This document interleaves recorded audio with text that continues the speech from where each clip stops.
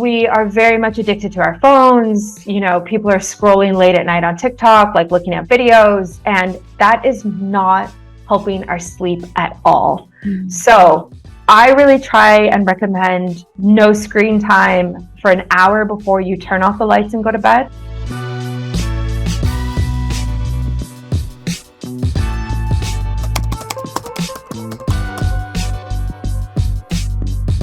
Hi, everyone. Welcome back to the Homework Help Show. I'm your host, Patricia, and this podcast is your one-stop shop for advice, motivation, and inspiration. So whether you're in the journey of your educational career or have finished that season in your life, there's always a lesson we hope to impart. Today, we are joined by Miss Brittany Ford, or better known as Biohacking Brittany. She has a successful online platform and podcast where she teaches all about optimizing your health. And today we're going to explore the many ways we can start healing using holistic nutrition, ancestral eating, and more. Hi, Brittany. How are you? Thanks for coming on our show. Hey, I'm great. Thank you so much for having me. We always like to ask our guests first and foremost where they are born and raised. So could you tell us about that? Yeah, I love that. So I was born in South Africa, actually, and lived there for quite a lot of my childhood. And then immigrated to Canada and moved out to the west coast of Canada about 7 years ago now. Yeah. Wow. So are you actually from South Africa, or is your family originally from Canada? Because I thought you were Canadian. I know you're in Canada. Yeah. So I'm in Canada now. I've been in Canada for a long time. But yeah, my whole family is from South Africa, as in like we were born there, and my grandparents were born there as well. And a lot of people end up immigrating from South Africa due to the situation over there. So yeah, I mean, it's been interesting.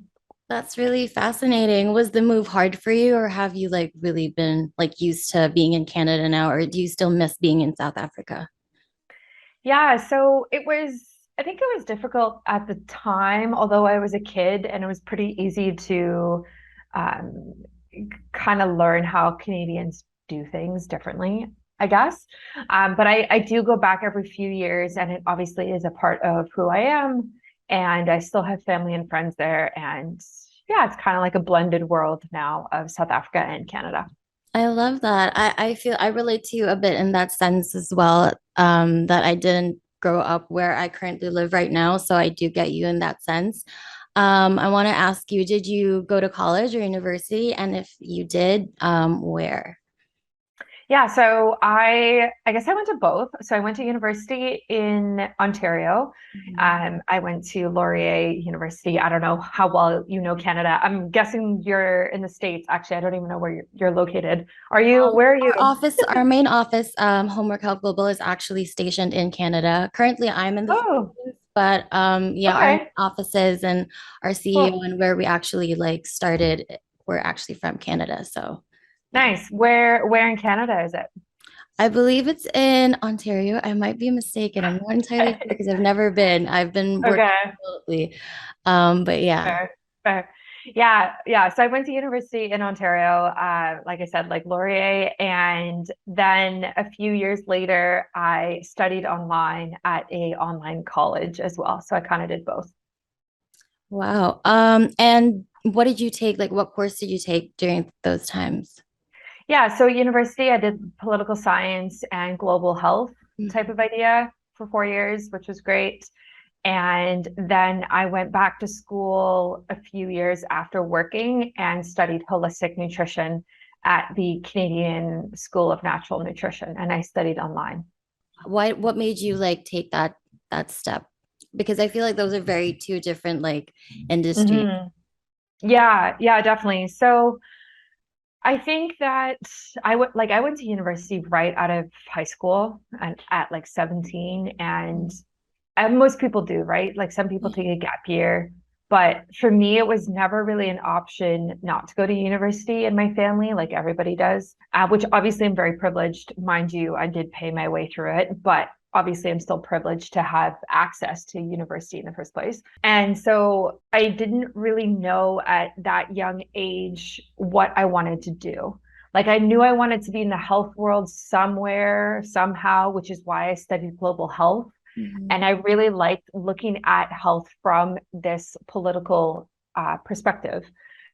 But when I came out of university, I really considered becoming a naturopath and studying that, which would have been another 4 years, another 4-year degree.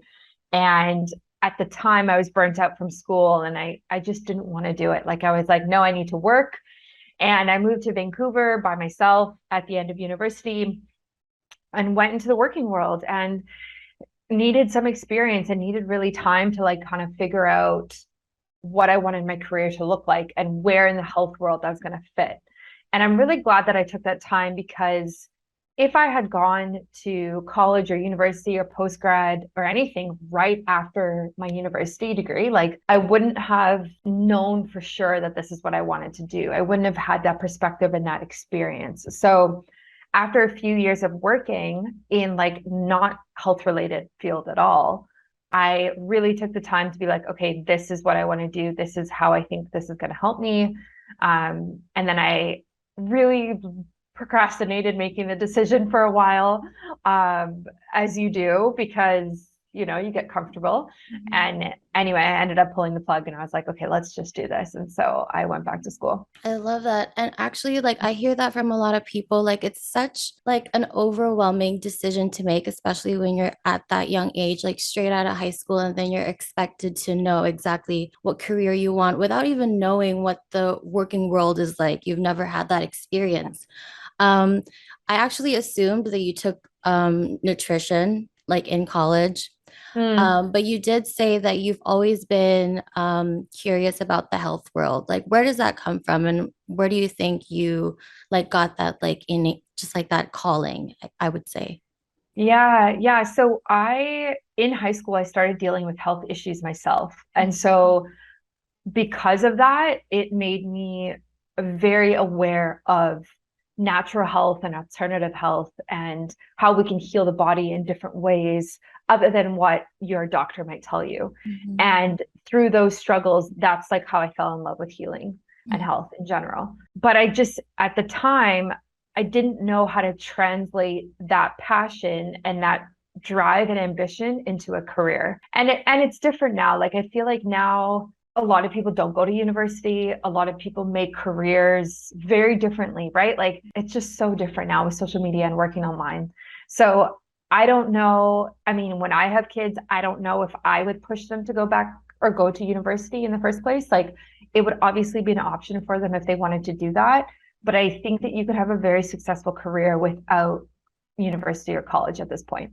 Absolutely. And I feel the same because you said a while ago, like it wasn't ever like an option for you not to go to university and college. Yeah. It's pretty much the same here. I feel like maybe that's just like our generation and how we used to think before, that in order to be successful and have a good job, you have to go through higher education. But it's so different now. Like the landscape and how you can earn money now is like totally insane. And that was exacerbated by the rise of social media. So there's just so many facets now to like success and like to get to where you want to be career wise. So with that said, like how did you start being a health content creator? My university degree did get me work coming out of it. So like after my university degree, I actually went and worked at an architecture firm for a few years, which was like not health related at all. But without that degree, I actually wouldn't have gotten that job at the time. And so it's interesting looking back now, because I do think degrees are important for specific work and for specific jobs. Absolutely. But it's like you said, like if you want to be a content creator, if you want to build your own business, be an entrepreneur, you don't really need it.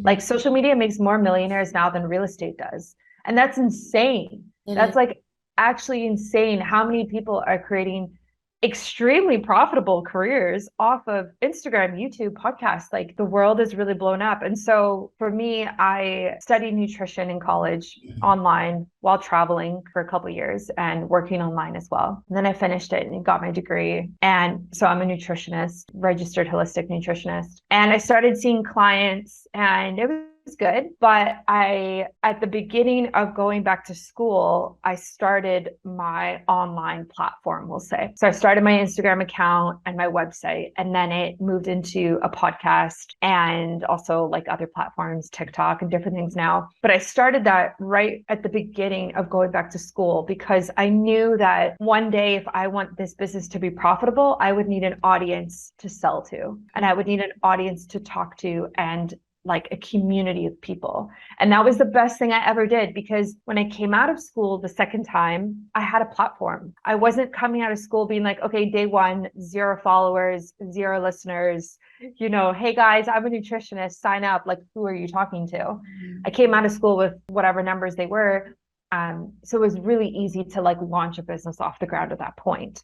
And that's what I recommend to everybody who talks to me about being a nutritionist, going and studying, or anything similar to that. It's like, if you're planning on seeing clients one-on-one, I really do recommend starting your online platform as soon as you can, if you plan on seeing people globally and internationally.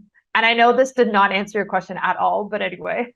No, it's given me a lot of insight, and that's Yeah. really fascinating because so basically when you started your like online course and really got into becoming a real nutritionist, you had Mhm. already were starting your platform, you were already building that foundation. So Yeah. that's actually really smart because you plan that out, or was that just like something that you felt the need to do and then it really just like succeeded and you actually started to gain a following from that? In the beginning, it was very intentional. Like, I just knew that I knew I had to have some sort of platform in order to be successful. And not everybody is like that, right? Like, you get amazing naturopaths and doctors who have like a significant clientele in an office, in a clinic, in a city. But I knew that I wanted to solely work online. I didn't want to be tied down to one location. And if I was going to solely work online for my entire career, as I could foresee it at the moment, I had to have an audience. And so I just knew that's where I wanted to head. And so that's why I started it. That's really fascinating. And I'll get to more about your business later. I'm really fascinated about that and how you like get clients and all that. But you Mhm. did say earlier that you were experiencing some like health issues from like Mhm. when you were still younger. So did you practice any like holistic nutrition back then when you were a student, or was that like a gradual thing that you had to like learn before you started applying it to your life? Yeah, so I started making changes to my health when I was in high school, and I started seeing a naturopath. And through her, I learned all about like supplements and herbs and lifestyle medicine, and started reading all of these books, and very much became like self-educated and self-taught before I officially went and studied to be a holistic nutritionist. So yeah, that was really helpful. And yeah, I started making changes right away. And I had to, because I was dealing with weird symptoms that I wanted to go away, and I really wanted to take control of my health. And I tested out a lot of things, and I still do. So it's fun. You were talking about like a naturopath and how she helped you and taught you a lot of things. Would you like tell us what that actually is, like what a naturopath is? In Canada, they're naturopathic doctors, and they have a lot of schooling they have to do in order to like get that title. But essentially, it's actually weird describing this because I'm not one, but I've been to so many. They support your health and your body through different means other than pharmaceuticals and surgeries and very drastic things that people do. So they do things like acupuncture, nutrition, lifestyle medicine, supplements, IVs. They can also prescribe drugs if needed, and different things like that. So different naturopaths specialize in different things, but they're very educated, and they're very well versed in different types of medicines that can support the body. So not just like natural or holistic health, they're also kind of knowledgeable in like Western medicine. So they're basically like natural doctors for like on lack of a better term. Okay, so something that really interested me when I was like looking for you, like a guest to have on here was like it was one of the first times I'd heard the term ancestral eating. And at the time I didn't really know a lot about it. It wasn't until I did research and started to find other creators who were like advocating ancestral eating. In your own words, like what would you describe ancestral eating is, and how do you think young people, like students now who may be listening, how can they practice this? Ancestral eating, the way that I describe it is it's essentially how our ancestors used to eat, but it's different from paleo. So a lot of people compare paleo eating with ancestral eating. So ancestral eating, let's say, will look at how our ancestors ate for a very long period of time, whereas the paleo diet is only the Paleolithic era, which was, 10,000 years ago or something. So ancestral eating is much more inclusive, and it's actually less strict than paleo eating is. So it's very much rooted in all natural foods, fruits, vegetables, seeds, nuts, raw dairy, meat products, and different things like that. It's as natural as you can think, but it also includes like animal proteins. So it's in no way like vegetarian or vegan or anything like that. And it doesn't look at different macronutrients. So the keto diet obviously is like high fat, low carb, medium protein, which are like the three different macronutrients that we have. Whereas ancestral eating doesn't necessarily factor in specific macros like that. It's not about counting your macronutrients like that or being in a state of ketosis or anything like that. It's just like choosing foods that our ancestors ate and choosing natural foods and choosing things that are not processed, which is obviously very difficult. So for students listening, like I've been there, it can be really tough to make these types of decisions, especially when you have deadlines and you're working and you're a student and you're up writing papers late at night and those types of things. My biggest suggestion would be to try and choose all natural as much as possible. That's probably my suggestion for everybody. Like instead of choosing peanut butter that has, sugar and salt and icing sugar in it, and it's like super processed, like choosing all natural peanut butter that's organic, that when you look at the ingredients, it literally just says like peanut, right? So even like a shift like that is going to be so much healthier for you and for your cells than the alternative that I just mentioned. Yeah, absolutely. I feel like now more than ever, we need to be more conscious and just like really looking at the ingredients of like the stuff we're buying. Because, like you said, like students, especially if they're super busy and have all these deadlines, it's so easy to just like get fast food and like choose the most convenient thing, even though it's like not healthy at all, even though it's like the worst thing you could possibly put in your body. But it's like easy, it's convenient, and they can't they don't really think about it that much anymore. And it's kind of like part of our culture now with all these like processed foods. Like it's so different from the way our ancestors ate before. Basically, like for me, when I think of ancestral eating, it's like going back to basics. Like our ancestors ate what was like available, what was there. So I feel like, yeah, for our student listeners out there, just like check the labels. For example, like variations of like oat milk available in the market. And then you can literally see like which brands have like so many of these unnecessary, preservatives. So I think it's a really good tip to just like be mindful. It doesn't have to be like a huge shift to start, but those little changes can mean such a big difference. I agree with everything you said. And like, obviously, it would be super nice if we could make everything from scratch ourselves at home. But that's not the reality for most people. Like, most people don't have time to make their own nut milk at home. You know what I mean? Like, it's just unrealistic. And when people suggest stuff like that, it's just so frustrating because who has time to do that? And you would have to make new nut milk like every 3 days because it doesn't even last that long anyway. So I think it is important to try and choose more natural foods and not necessarily worry about calories or macros or anything like that. The thing that I will say though is that in university, in high school, the decisions that you're making about your health and the decisions that you're making about food follow you into adulthood.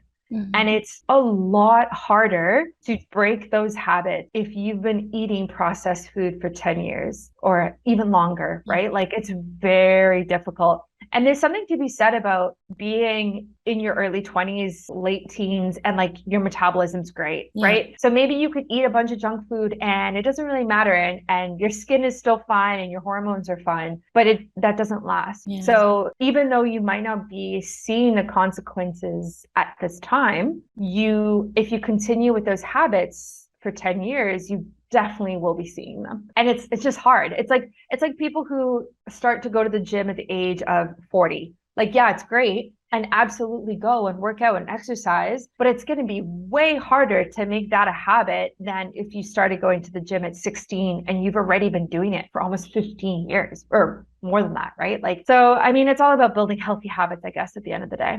Absolutely. Building those Yeah. small little things, incorporating them to your life. Yeah. I did read about that, like people who like exercised at a younger age and like kept that healthy lifestyle were less likely to have like arthritis or like have problems with their joints and all of that because they've built that, like it's almost like muscle memory when you keep, you know, making these healthy habits. It's just like it's part of your subconscious and you don't even have to think about it. So yeah, it's totally, you're totally right in the sense that like habits are way harder to break when you're older. So if you're a student Yeah. listening, like try and make those like changes now while you can, because Mhm. you know, you're totally right. It'll follow you. Like, and It it's does. like, what do they say? Like prevention is better than cure, right? Yeah. When it's there, you know, it's going to be like maintenance medicine and all that when you can like build the healthy habits now and then live a long, healthy life, just like Yeah. maintaining that, right? Yeah. I think it's hard though because it's a lot of work, Hmm. right? It's a lot of effort and it's a lot of sacrifice. And so a lot of people just don't want to do it. A lot of people Yeah. don't want to exercise and like they don't want to shop organic or go to the farmer's market or learn how to cook instead of, eating Uber Eats every night. Yeah. And so I think that you really have to find the reason for you of like why you want to do this. Like what is actually the driving force for you? And so for some people, it can be as simple as like weight management. Like they like the size that they're at and they're going to do X, Y, and Z to stay at this size, or skin health, or fertility, or reproductive health. And then some people have a lot more drive because maybe they've seen a family member who didn't do anything healthy. And then that person, has diabetes or got cancer or passed away when they were young, too young, or like, etc., like all of these different things. So I think when you figure out your reason why that's personal to you, it actually makes it a lot easier to stick to these healthy habits. Well, since we're in the topic of like all these like different ailments and diseases you can get when you're not practicing like healthy habits, I did want to ask more about like plant medicine from your perspective, since you did say you had like health problems in the past. What would you say were like the biggest difference from like when you were dealing with your sickness using Western medicine and then transitioning from like plant medicine? Plant medicine. Yeah, Yeah. yeah, yeah. So when I first like was dealing with health issues when I was a teen, I was having like really weird symptoms. So like my hair was falling out and thinning and like was getting shorter and shorter, and my periods were all over the place. And so it was a lot of like hormonal issues as well as gut health. Imbalances, yeah. Yeah, imbalances and gut health issues going on. So when I went to my doctor at the time, she did some blood tests and she was like, "Oh, nothing's wrong. All of your biomarkers are fine." But I knew something was wrong because I was dealing with these symptoms and I knew that I didn't feel great, or, my hair was falling out, these types of things. So that is when I went to go and see a naturopath, and we did different tests and we looked at my gut health and we looked at my hormones more in depth and we looked at more of them. And that was like really the difference, was like this doctor that I had looked at very baseline things and everything was fine. But we didn't actually look at my gut. We didn't look at my microbiome. We didn't look at um, bacteria, parasites, all of candida, like other things that I had going on.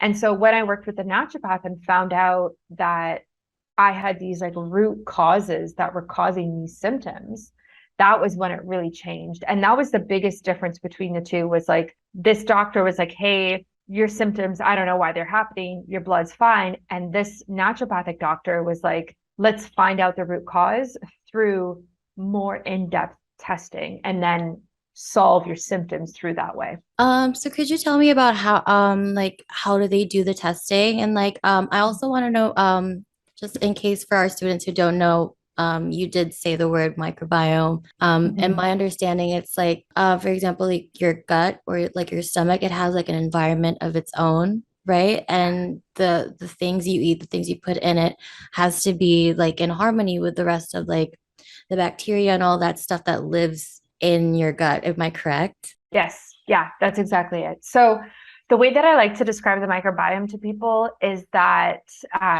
it's basically like a rainforest inside of our gut. So if you think of a rainforest, you think like there's so much diversity, that there's so many different species, there's so many different plants and animals, and they all have a different amount of population, they all do different things. And that same framework can be applied to our gut. So there's like tons of different strains of bacteria. There's viruses, like there's, other microorganisms that are all there. And that's a good thing. Like we want diversity in our gut. It's a very, very good thing that makes us stronger. That makes us have a strong immune system, a stronger gut lining, all of these different things. So it's kind of like comes down to how do we support that? And how do we make sure that we continue to have a healthy, strong gut as we get older? And obviously, like it's such a big discussion. There's so many things that we can do, but it's really important to consider your gut in general when you're dealing with symptoms that are unexplained. I think it is really important to just like get checked in general, like you don't know how many underlying things you might have, like because you're like too afraid to go to the doctor. And I feel like for a lot of young students, like a lot of young people, they're really scared of like going to like the doctor and getting anything checked because they're afraid of like finding out. Yeah. So, what would you like advise those like people and like those young students, Yeah. especially not even just like to go to a regular doctor, to actually branch out and try finding like a naturopath, for example? Yeah. So at the time when I was going, it was different. It wasn't as accessible as it is now. So there are tests that you can do and they just get delivered to your house now, which is fantastic. So you don't even have to go to a doctor. You don't have to go to a naturopath. These things where you have to show up in person. And so the one that's really great for your gut is called Biome, like Viome. I don't know if you've ever heard of it, but it assesses your gut microbiome through a stool test. And so they send it to your house, you give a sample, you send it back, and they send you all of your results. And so there's so many things that they look at, and there's a huge PDF, there's an app, and they go through your results for you. So something like that can be super, super helpful. And that's the type of thing that I wish that I did in high school. They weren't around at that point, but that can be so telling of where you're at and what you need to work on and what can be causing certain health issues that you might be having. That's like really fascinating. Actually, I've never heard of that biome, but I'll actually like try and get around to like seeing if they have that here in my country. Because like I'm Yeah. really like curious as well. Like we get to at that age where you're like, okay, I can't put this off anymore. I need to know. I want to optimize my health for the better and like start living these like healthy habits. We don't want to be like telling other people to like do this, but what you're not actually like practicing Yeah. it yourself, right? And take a little break from that. First of all, congratulations, because your podcast was in the top 15 biohacking podcasts from 2019 to 2021. Am I correct? Yeah. And this year too, not that it Wow, matters. Yeah. congratulations. What made you like want to take your platform and like go to podcasting? And how did you Yeah. get started into that? Yeah. So at the time when I first launched the podcast, I was choosing between a podcast and YouTube. And I knew that I had to create a platform or avenue that was more long form content. Mhm. Because as great as Instagram is and TikTok is and YouTube shorts are now, Mhm. it's very like bite-size information, right? Like it's very like a 10-second video on this one little topic, this little thing. And I really wanted to create something that was longer than that and was more in depth and gave people more value and more information. And so I was choosing between YouTube and a podcast, and a podcast just seemed like easier, to be honest, like less work. I didn't have to show up as much on camera. I just like felt more confident as well going into podcasting than I did for YouTube.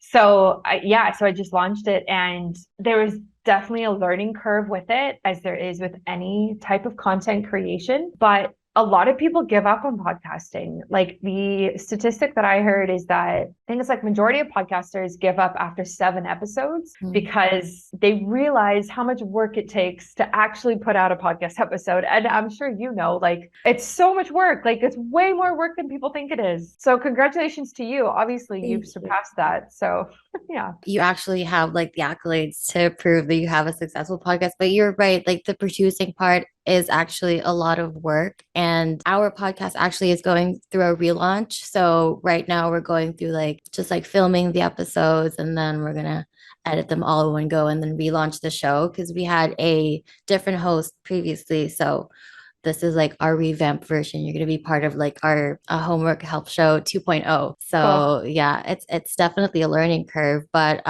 it's enjoyable, especially if you're like the type of person who like likes to talk a lot. Were you always like that? Like, did you always like just being, if you were given a mic, you would just like talk your heart out? Not necessarily. I think that I really wanted to be able to interview people that I probably wouldn't have access to otherwise.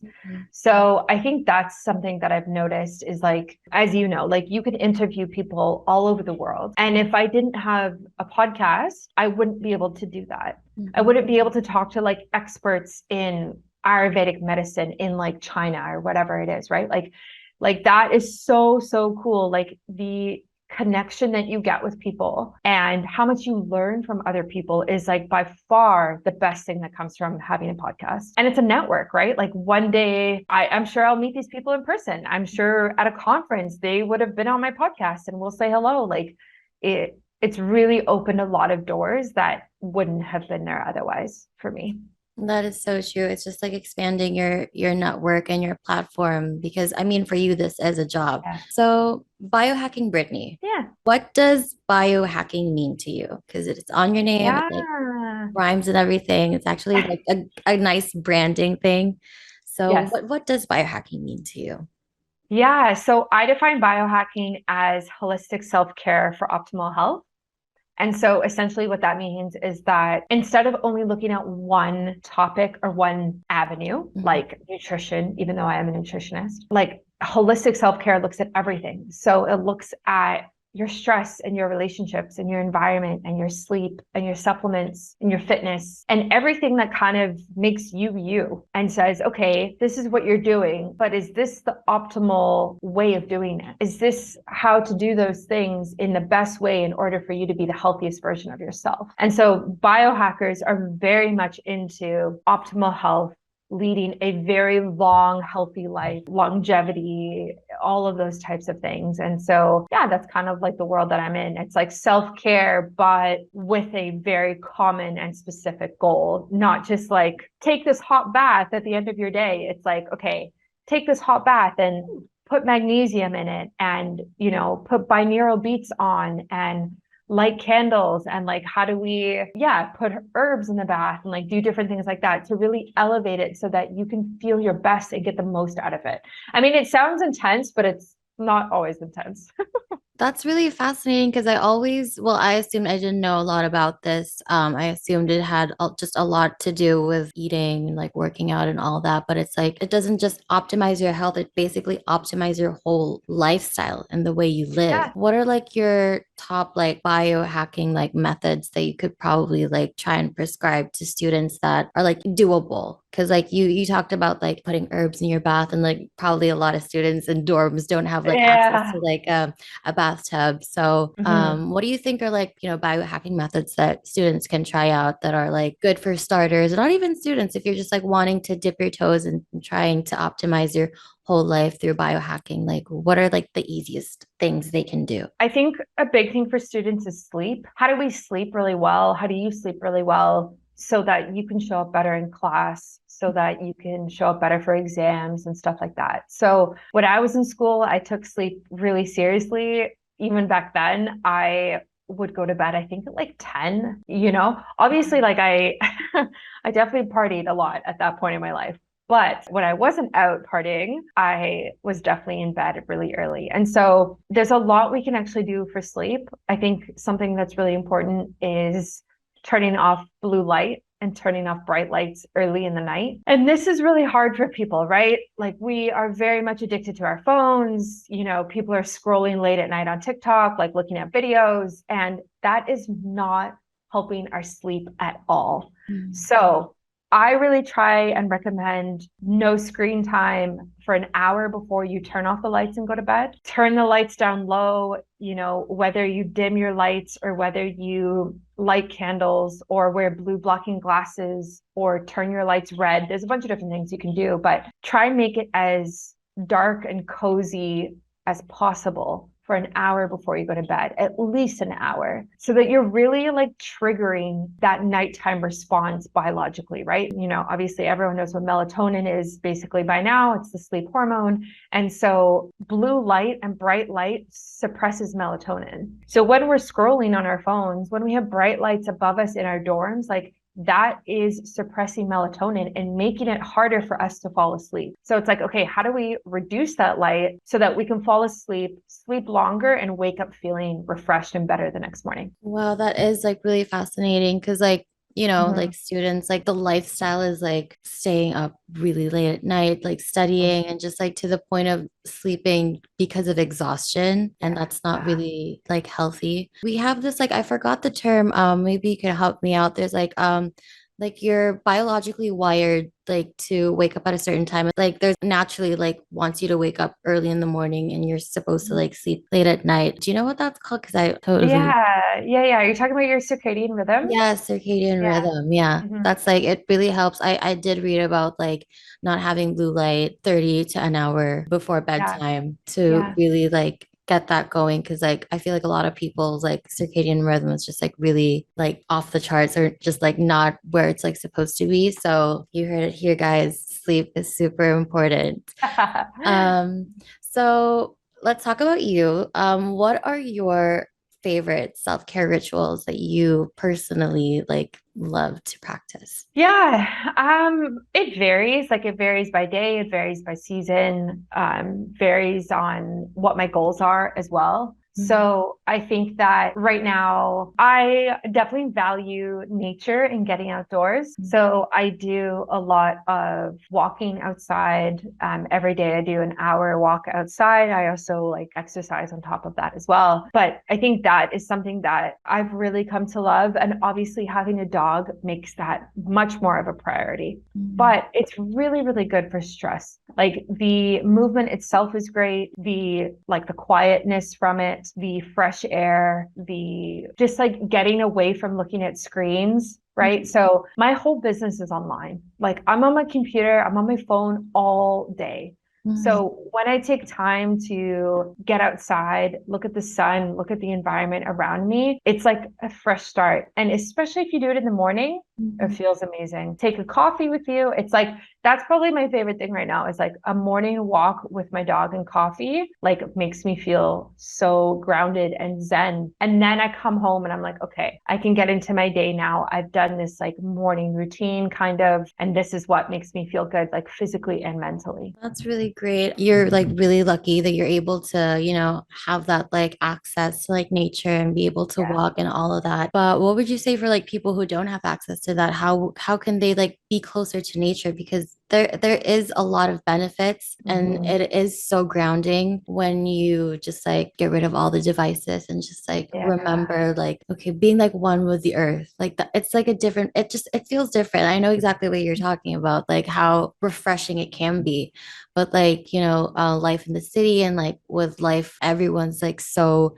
connected online, it can be hard to find that balance and have that relationship with nature. So what are little ways that we can get around that? Yeah, I mean, it's pretty tough if you don't live close to nature, I would say. I'm sure almost everybody can go outside and, put your feet on the earth, even though it might not be like an ocean or a trail, and just get grounded in that way, I think is really important. I would also say that there are other ways that we can unplug. And that looks like turning our computers off and turning our phones off and spending time meditating, or taking a nap or taking a bath or taking a hot shower if you don't have a bath, and just really spending time away from our devices in general. I have some friends who, every Sunday they will turn off their phones and they'll just like unplug for the entire day, because they're so plugged in all of the time. They're so stimulated all of the time that now they really need a full day every single week to recharge and remember, how to feel good without those types of things. And so, yeah, I mean, even reading a book, like, I know that's difficult. Like, I remember when I was in university, I hated reading because I had to read so much in school that I would never read outside of school, because why would I bother? But there's something really nice about reading a fiction book and like a physical book, right? Like not a Kindle, not looking at a screen, and just like, again, like getting rid of technology. As much as I love technology, I think it's overused, and it really, really can destroy our health if we let it. Yeah, I feel like because life right now, obviously, like we're in the information age and we're just like, Yeah. it's like so much technology. It's made our lives infinitely easier and it's made it more convenient. But at the same time, it's taken us away from like the basics, which is pretty much like what like ancestral eating is. It's just like going back to the basics, like taking it, finding our roots and like centering ourselves away from like all these like new age devices that we've like had over these past few years that weren't around when our ancestors lived. Like they survived, they lived healthy lives without like the internet. So that's like such a huge part of like just our DNA and like what really makes us healthy. I feel like there's just like this unspoken relationship with like us being like part of the earth as well, and that's why it can feel really grounding. I read as well that just walking bare feet on grass can like Yeah. really help you. Like I'm not entirely sure like the science behind it or what it actually does, or just like getting sun, right? It's like all those like little things that just like remind you like you're in this like there's like a world outside of like being when you're like plugged in. That's why it's important to unplug every once in a while. I wanted to ask more about like your business, the business side of like Biohacking Brittany. You have clients like that aren't in Canada and it's like purely online. So how does that work? Could you tell us a little bit more about that? Yeah, so I sometimes have clients as a nutritionist where I work with people one-on-one, and it will be done over Zoom, over some sort of like platform hosting service like that. So that's kind of like how that works. And yeah, I've had clients all over, like in the States, in Europe, in all sorts of places, in Canada as well. And yeah, it's been great. I also have a lot of brands that I work with in terms of content creation. And again, like they are all over the place as well. And so, I mean, it's pretty easy now to run an online business, right? Like you email people, there's different software platforms for basically everything that you want to do, client management, payment management, all sorts of stuff like that. So it really takes a while to kind of figure out your flow and how to manage everything that kind of comes at you every week, and then your management systems and your processes in general. But when you kind of have like the world as your market, it's pretty easy to create a lucrative business in content creation.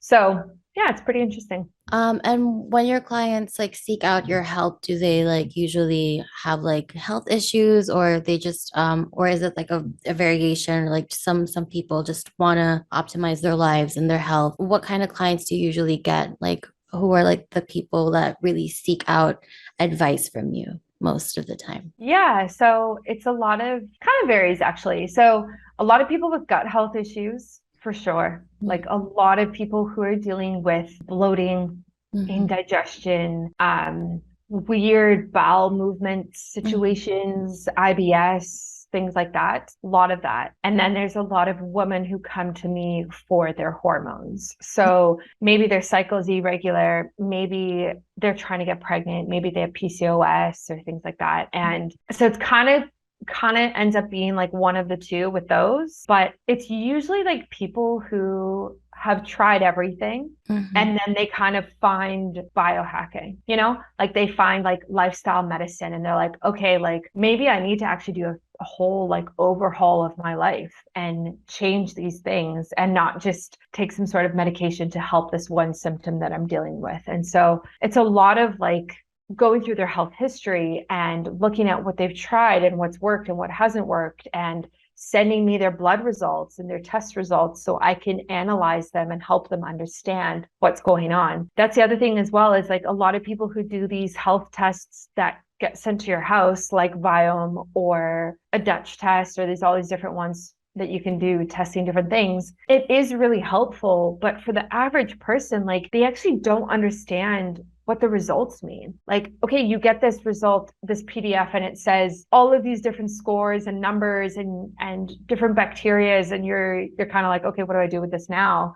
And so I help a lot of people with that, of like analyzing their health tests and being like, okay, in summary, in general, this is what this is saying. Focus on these three things and let's leave everything else for another time. So I get a lot of questions about that type of thing when people are overwhelmed with how much data and information they've received. I love that. And that's like so amazing that you're around and there are a lot of like alternatives to just like what we're so used to, which is like Western medicine. And there's actually like better, healthier ways and more natural ways to deal with all these like issues that we have in our bodies. So it's so amazing that you actually do that, because you're like literally helping people for a living, which must be like Yeah. really like empowering as well, right?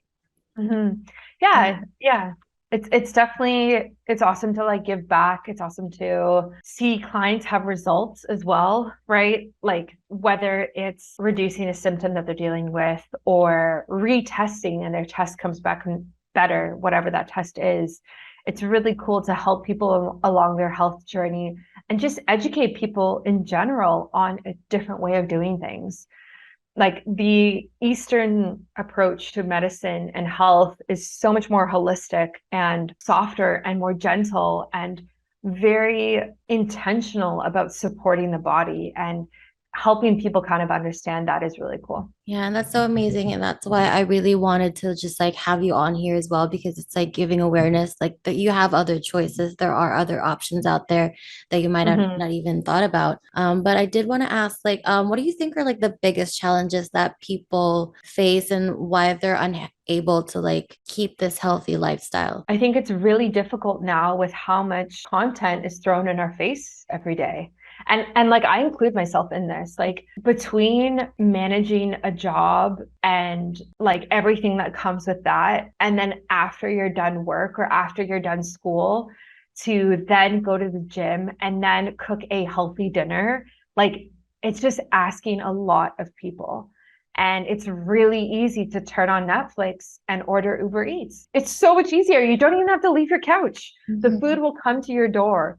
You can eat and be entertained at the same time every single night. Yeah. And so obviously that is the easier approach. And obviously that releases a bunch of dopamine and all of these feel good hormones for us. But long term, it's very detrimental to our health. And so I think the biggest issue that we're facing is, I don't know, like, is it unplugging from technology? Is it a lack of being in tune with our bodies to understand what we need? Probably. Yeah. But how are we supposed to be in tune with our bodies if we don't give ourselves the chance to listen? Because we're just bombarded with work and school and then the phone and then Netflix, and then you go to bed and then you wake up and you do it again the next day. Yeah. Right? Or like you're out partying or you're always with friends and like there's no chance to really tune into yourself, So I think it's tough. I think we're up against a lot. There's a Yeah. lot of different things that we're very comfortable now, right? And not everybody, of course. Like I guess just privileged people in general are just very comfortable, and that makes it very difficult to go against that and do the harder thing. So That makes I a don't lot of know. sense. It's like a lot of Yeah. different factors that go into it, because like you said, there's Yeah. information overload, and right now we're like probably the generation with the most choices. But like the funny Yeah. thing, if anything, it's like we have all these choices, but they're not actually even the best choices. And it's like so much easier to get like McDonald's than to prepare like a healthy meal. Like for some odd reason, there's like that disconnect. Like I wish it was like more easier for us to be able to have access to organic foods and all of that and have more choices on that. But I feel like that it's like so weird that we have more choices to do the wrong thing than the bad thing, if that makes sense. Yeah, well, there is responsibility that is on the individual for this, Absolutely. but it's also a society issue, right? Like the fact that McDonald's is cheaper than buying organic produce is a societal issue. And it's what that means is that one person can't necessarily change that because it's a multifaceted societal issue with a lot of investors and a lot of shadiness that happens that we don't know about. Mhm. Right? So you have to remember, like, the pharmaceutical world is a business. Yeah. They're there to make a ton of money off of you. Mhm. Same with birth control. Birth control is a business. Is it Yeah. what, million dollar, billion dollar business industry now? It's all of that, right? So it's like we're fighting against a lot of money and a lot of people who've very much intentionally made the marketing of these things so palatable to us and so intriguing to us. And Mhm. they've done a great job, right? Like they've done a great Yeah. job because it's so, we all want it. We all want fast food and Netflix all the time. Mhm. And so how do we fight against that? And I think when it's a society issue like this, I really like when people talk about voting with our dollars. And that means that when you go to the grocery store and you actually buy the organic almonds versus the non-organic almonds, you are telling that grocery store and that brand and that company, that larger company that owns that it's more important for you to buy organic than not organic. And that means that they are going to eventually, and obviously we've seen this over the last 5-10 years, we are seeing more and more organic options coming into the stores now because you're voting with your dollars and you're saying, hey, this is important to me.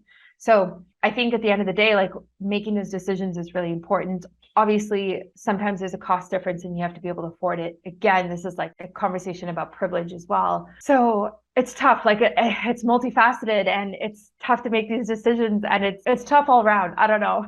Yeah, it is such a challenge. Like it's a whole different conversation, like what you said a while Yeah. ago with like pharmaceutical industry, like making Mm-hmm. money off of like sick people. And if there are healthy people, like there's no one else to heal, like how they're gonna make Yeah. money. And Yeah. like I like what you said too, with like voting with our dollar, because like I'm vegetarian and I started this journey about 8 years ago. And I remember how difficult it was to eat out, how difficult it was to find all these like options that I could eat. And now, 8 years later, I realized how much more convenient it has become, probably because of all these people. Because you don't think, as one person, you don't think you're making like a difference, right? But Mm-hmm. I really feel like you can vote with your dollar in the sense that when you choose like something that not a lot of people really choose, they start to make that easier because they see, oh, there are actually people who We who want want to be this. more healthy. They want to be more conscious with what they eat. They want to be, they want the organic option. They want the vegetarian option. So let's give that to them. So I definitely believe that because I've seen it. I've actually like witnessed the change within like the past decade of how easier it is now for me, for example, like to eat out as a vegetarian. So everyone, please be Yeah. conscious with what you purchase. Like we have, we do have like purchasing power. We do have the power to like change. It doesn't feel like you're making a difference as one person, but Yeah. you definitely are. So don't be discouraged. Yes, exactly. I think I remember like 10 years ago or 8 years ago or similar, like when I wanted to buy almond milk because I can't drink dairy unless it's raw. Mhm. And I had to go to like special health grocery stores to buy almond milk. And now it's like almond milk is everywhere. It's at Mhm. Starbucks, it's at Tim Hortons, it's at all of these places. And like it was not like that 10 years ago. And same with gluten free. Yeah. Gluten free 10 years ago, I remember talking to people about it, people looking at me like I was crazy. I was like, gluten causes inflammation. I was telling all these people. And now it's like you go to a restaurant and there's like a gluten free menu. Or there's like gluten-free icons that say, hey, you can eat this. And so, yeah, voting with your dollar totally works. And so you can actually really, and obviously we've seen it, we're all persuading the industry on like which way we want to go. Yeah, it goes both ways, whether you buy something healthy and you buy something unhealthy. That is all data that people are collecting and deciding what products to create, and also deciding how expensive or how cheap those products are, right? The more people who are buying it, obviously the price typically goes down, which is really nice. And so, yeah, I mean, it does take time, but we've definitely seen healthy changes in the last 10 years. So I think we'll continue to see options becoming more accessible for more people. Yeah, I really hope so. And you mentioned earlier about not being able to drink milk unless it's raw milk. And I did see that on your socials and on your website. And I was really curious, like, could you talk to us more about like the benefits of like drinking raw milk and what it entails and all that good stuff? Yeah, so raw milk basically means that it comes directly from the animal. It's not processed, it's not heated, it's not pasteurized, right? So it's raw and it's like As it is. whole, as it is, yes. And that's how our ancestors had milk, right? So when we drink milk like this, it's a whole food, meaning that it has all of the vitamins, minerals, enzymes, macronutrients, fats, everything in it that it needs to be a whole food. And because of that, it's actually a lot easier to digest than buying skim milk from the store. And so for me, like, I don't do well with lactose. Like, I've had my DNA tested. I have like, I think 2 out of 3 variations that have to do with being lactose intolerant.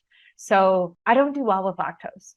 But when I drink raw milk or eat raw cheese, which is actually much easier to find than raw milk in Canada, it has the enzyme lactase in it, which digests lactose. So I can eat it without any negative side effects because it's a whole food. So when we look at it like that, like, it makes sense that, again, like people who are lactose intolerant or people who have eczema start drinking raw milk and suddenly they can digest it and their skin gets better because it's reducing inflammation and it's a whole food and it's got a ton of healthy benefits to it. Now, raw milk is illegal in Canada, so it's difficult to find it. There are ways around it. Why is it illegal though? Because I think the main reason is people are worried that bacteria from the raw milk will make you sick.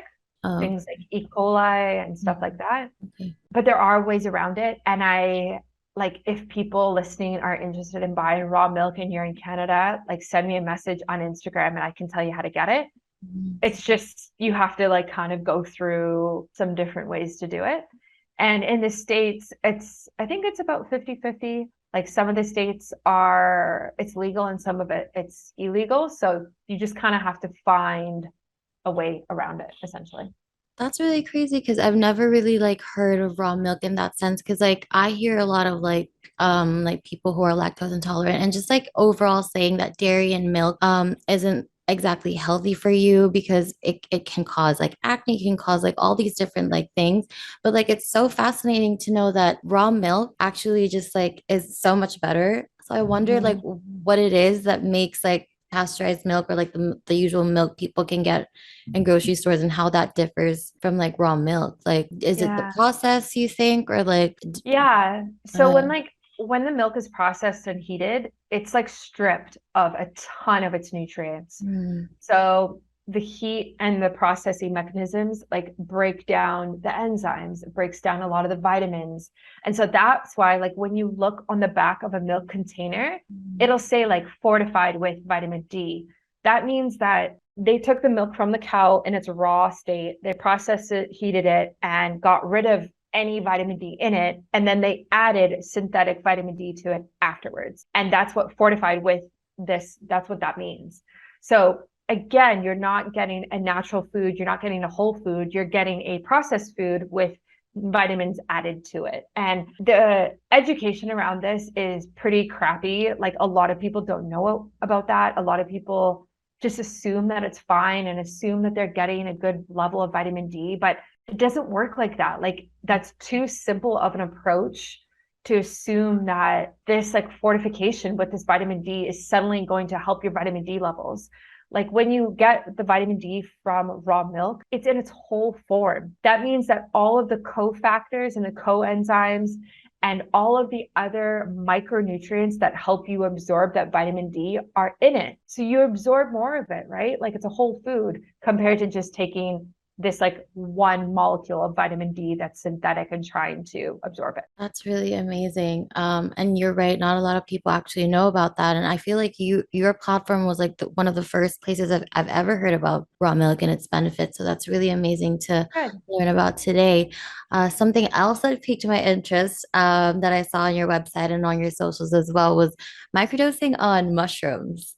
Yeah. So I've heard of like microdosing mushrooms before, but not really in depth. So obviously want to learn that from you. So could you tell us like what are the benefits and how people can practice that safely? Obviously, we're not condoning, the use of like illicit drugs. This is purely natural and like for the sake of like learning. So Yeah, absolutely. So microdosing in general is using a substance in a very small amount for specific benefits. mhm. So when we look at microdosing mushrooms, it's taking psilocybin, which is like the active compound in mushrooms that makes us feel a certain way. And it's taking a very small amount of that and then using it for focus, creativity, and a bunch of different things, a bunch of different things. So, I get very similar questions every time I talk about microdosing. You don't hallucinate, you don't trip, right? Like you don't do anything like that because typically when you microdose, it's like about a tenth of the amount that you would if you were going to do mushrooms on a weekend in the woods with your friends type of idea. You know what I mean? So Mhm. it's a very, very small amount. And there's a lot of research behind it. Like there's a lot of research behind plant medicine, like psilocybin, LSD, things like that, that have really helped people with mental health issues and struggles.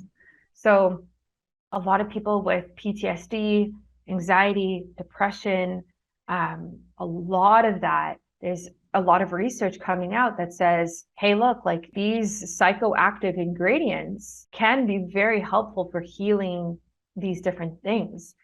Same with ayahuasca. And it's cool to see, I think, like obviously cannabis is legal in Canada now. And I think psilocybin is the next thing, the next substance to become legalized. There's Mhm. multiple states in the US that it's legal right now. In Vancouver, there are like microdosing stores that you can go into and buy microdosing supplements, let's say. Mhm. I get mine through a company that I work with online. It's really easy. They ship internationally. They ship LSD as well. And so I think we're moving away from this like rhetoric of, oh, these are drugs, they're bad, don't do them. Oh no, like it's going to make you trip and see things and you can't control yourself, to being like, okay, like in a very small amount, this is actually very healing for the body and this is very helpful for the body. So it's been very cool in the last few months to experiment and try different things in terms of microdosing. That's really amazing. And yeah, you're right. I feel like because like they've found a way for like cannabis to be like beneficial health wise by Mhm. taking out what makes you high and just like it's in the form of CBD, which is like purely all of the benefits. And so I feel like that's really fascinating that you're able to do that as well with like mushrooms. Yeah. Wow, you learn something new every day. Like that is really Yeah. fascinating. And like Yeah. it makes a lot of sense because these substances do come from the earth. Like it's Mhm. not like this something they've just created in the lab. And I mean, we've ingested a lot of things that come in from the lab, like from the pharmaceutical industry and like Western medicine and all these things. So it like makes sense if we're talking about like going back to basics and like ancestral eating and just like really trying to find what will heal us from the earth itself in Yeah. its very raw form. Yeah. So that's like really amazing. I feel like everything we could ever need is provided by the earth. We just need to like utilize that. It's like Yeah. amazing. I mean, that's such a beautiful way to put it. And I like totally agree. Whether it's mushrooms with psilocybin in them or like raw milk, like we talked about, Mhm. or walking in nature and earthing yourself, like it's really all in front of us. It's all there. It doesn't need to be something that's man-made and like,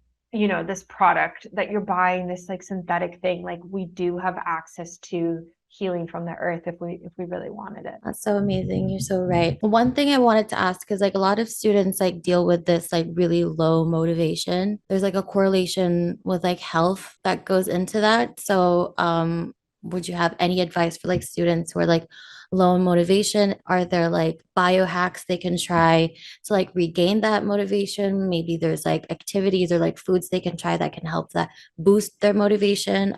Would you have any advice regarding that? Yeah, I think there's a lot to say about this. I think something that's important to keep in mind is that motivation wanes, it ebbs and flows, right? Mhm. Like, not every single day, you're not going to wake up and feel the same amount of motivation as you did the day before.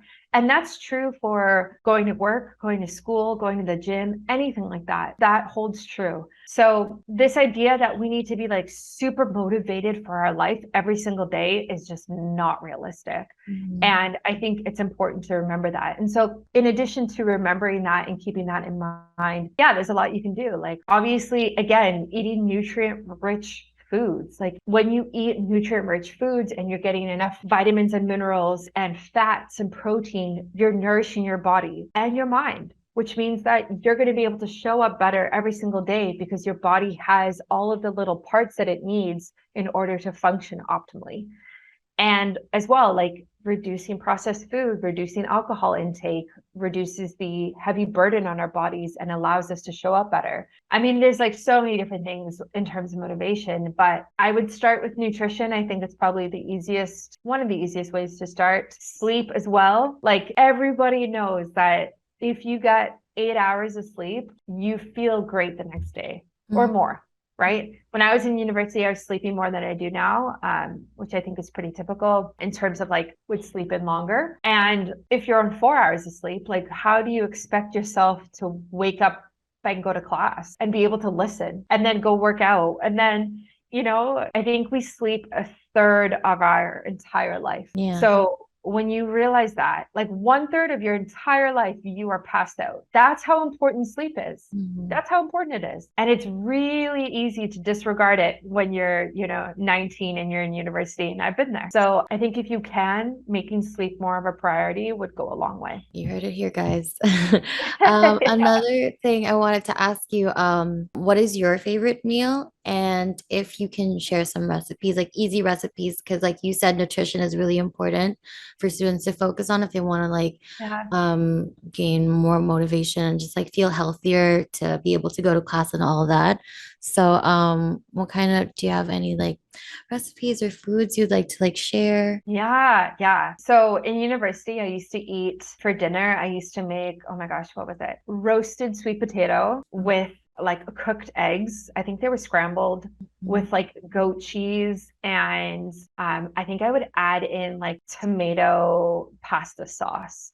And it would be this bowl of like vegetables, goat cheese, egg, and essentially pasta sauce. Mhm. And I would make that so often because it had a lot of protein in it from the eggs, it had a lot of fat in it from the eggs as well, it had a lot of veggies in it, which was great because it was filling and there were carbs and gave me all the vitamins and minerals that I would need. And so I would kind of like make different alterations of that because it was super easy and it was fun and it would actually like fuel me, right? I did that for a long time. Also make just like different salads and stuff. Like I'm definitely not the type of person who would ever put out a cookbook. My cooking is very basic Mhm. because I want it to be healthy and I don't want to spend a lot of time in the kitchen. Like half an hour, okay, fine. That's where I'm at. And also now there's so many recipes online. Like Mhm. there's so many. You could even like type in your ingredients into Google or whatever you use and say like make a recipe out of these four things that are in your fridge and it'll spit out a recipe for you. So it's just about like, researching and really being resourceful like that and figuring out what you can make from the things that you do have. That's like really smart. I never actually thought of that. That's like a really good tip. If you don't know what to make and you have like a lot of Yeah. like random stuff at home to just like Yeah. Google what you can. And that's actually really so smart too. Like I feel like what I can take away from like your eating habits is that you really focus on like whole foods and just Mhm. like sweet potatoes. And like if you think about it, it sounds like it's like such a fancy meal, but it's actually so easy because you can just like get the potatoes raw, you can get the tomatoes raw, you can get goat cheese raw. And then it's just like all about putting everything together in like one Yeah. balanced meal. That's really amazing and such Yeah. a good tip for all our listeners out there. Something else that I wanted to ask you, where you personally like find the motivation to keep up with this lifestyle, because like we discussed, it's so easy to say, oh, you just need to sleep, you just need to eat better and all that, but it's like really conscious like actions that build up over time, and it's not necessarily the easiest thing. Like you said, like you don't just wake up with the same motivational like percentage every single day. Like it varies. So since you do this for like a living and you help people, like how do you stay on top of it? Yeah, yeah. I think for me, when I had the health issues when I was a teen, like it just really sparked a passion, but it was really rooted in like insecurities. Like when you're 16 and you're a female and your hair is falling out and thinning, like that makes you so self-conscious because obviously at that age that should not be happening. And so it's almost like through insecurities, I was like, okay, I'm going to go through this alternative method, and then fell in love with it because then I ended up like healing those issues that I was dealing with. So, and that's the truth, like for a lot of people who are practitioners, naturopaths, health influencers, whatever, they actually went through their struggles and it made them feel a certain way, whether it was like being self-conscious, insecure, shame, guilt, whatever it was. And it was so like deep rooted that they ended up healing it and working on it. And then they created a business from it. And that's exactly what happened with me. Mm-hmm. The other motivation that I have, like outside of myself and like the things that I've personally been through, is like seeing my family members go through really difficult things. Like my dad has really struggled with mental health for quite a long time. And so seeing that, I'm like, okay, like what can I do today so that when I'm 50, when I'm 60, I'm actually not going to be experiencing those things. And same with my mom. My mom has dealt with hormonal issues, weight gain issues. Again, it's the same thing of like, okay, these are my parents. These are the decisions that they've made. And there's no blame, right? Like there's no, I'm better than them. There's none of that. It's more of like, how do I take this knowledge and take what I can see in the future through my parents and make better decisions for myself, and obviously harder decisions, and creates a lot of work and time and money, and you need all of these resources to do them. But for me, that's like a very big motivation, is like preventative. I want to prevent disease coming. Mm-hmm. Like so many people in their 50s and 60s, maybe even younger, are really struggling with significant health issues, significant things. Like not things that are like bloating, and I'm not like putting down bloating, but I'm just saying like things like diabetes and cancer and depression and PTSD, and it's like very, very heavy things. And it's like, okay, how do I make decisions today so that I can be healthier tomorrow? And it's so cheesy, but like when you've seen it happen to people in your family, when you've seen it happen to friends or people like that, like it becomes reality, right? And so it's a big motivator. It's a big motivator for sure. That's like really fascinating, like how you were able. I feel like a theme in this whole podcast is like going against the grain and going against what we know, Yeah. and like not accepting that, okay, maybe we're just like preconditioned to have these sort of illnesses, and just like accepting that like it's all about like finding the alternatives. And like when you do start that like process of like trying to find out what else you can do, all of these like amazing things start popping up. Like all of these like new things I've learned from you, like raw milk and like microdosing mushrooms, like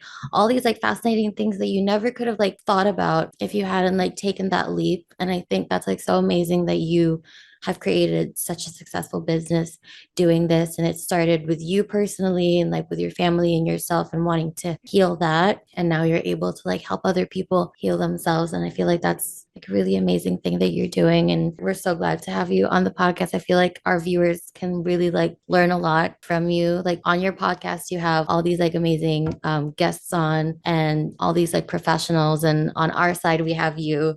So that's like really amazing. And we're so happy to have you. So Oh, thank you. well, thank you so much. It's so sweet of you to say. Just so happy I came across your like platform really. So that in itself means that you've really created such a successful platform and you're able to reach all these like people. So I really hope a lot more people like find you and start that research and start living consciously and making all these efforts to optimize their health. So just before we end, I do have like some little ending questions for you. Okay. If and these are a bit cheesy maybe, but if you could tell your younger self anything, what would it be? Oh my gosh. I was actually just thinking about this. I think I would say that the difficult times that I went through as a kid, like being bullied at school and moving countries and stuff like that, like I think as difficult as it was, it's actually made me the person I am now and has been instrumental in making me resilient against hard times and difficult things and having grit in life. And I guess, I don't know, I don't want to say not a lot of people have that anymore because that makes me sound like I think I'm better than everyone, which I don't. But I'm grateful for those difficult times as a kid because now I feel much more equipped to handle difficult times as an adult. I love that everything does happen for a reason. And I feel like if Yeah. your younger self could see you now, they would be like so amazing, so proud. Oh, So that's so that's cute. right. I feel like she would be like, I can't believe we did that. Like we really did that. You do deserve that. And so do you have any like health parting advice that you'd like to share to our audience just before we end? Yeah. So I think the biggest takeaway that I would want somebody to hear and to know listening to this is that every single health decision that you make matters and means something. So every time that you choose to fast or microdose or try raw milk or buy a salad or not drink alcohol or go to bed early or all of these different things that we've talked about, it does add up and it does mean something. And even if you only do it once, like that is a drop in the bucket for you. And it does make a difference. Like it does mean something. And I know it's easy to get caught up in like, I have to do this thing every single day to see substantial change. And like, yeah, that might be true, but taking it one day at a time and making a single healthy choice every day matters. And congratulate yourself on doing that because it's the first step, you know? That's like really great advice. And yeah, actually, even if it's like small steps, really like take the time Yeah. to be grateful that you even have this opportunity, right? To have the choice and make all these decisions because not a lot of people have that. And be proud of yourself for like the small steps that you take. So that's like really amazing. I feel like you and I could like keep this conversation going, but I obviously don't want to take too much Yeah. of your time. If you guys want to learn more about Brittany, you can listen into a lot of her episodes on her podcast. We will be linking those in the description. This episode is going to come out on YouTube and a lot of podcasting platforms. So we're going to be linking Brittany's socials so you can find her and learn more about her. Brittany, thank you so much again for taking the time to be on our podcast. I know we went a little overboard with the time, but I do appreciate everything that you've taught us today. My eyes are definitely like way more open now with regards to like alternative health things that we can try to optimize our lives. So thank you so much for being here. And thank you again to our listeners. Don't forget to follow her on Instagram and her podcast. Do you want to like plug in your socials? Yeah, so I'm at Biohacking Brittany on Instagram, and my podcast is called Biohacking with Brittany. Essentially, Biohacking Brittany everywhere you'll find me. I'm sure I'm there. And thank you so much for having me. This was great, and I really appreciate it, and I appreciate this opportunity to talk to your audience for sure. Thank you.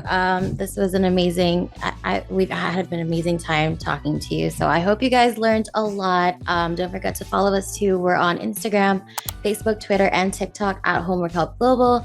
Don't forget to like, comment, and subscribe to our YouTube channel and Brittany's for more podcast episodes soon. So have a great Friday ahead, Brittany. And hopefully we get to talk to you soon. Thank you so much for being here again.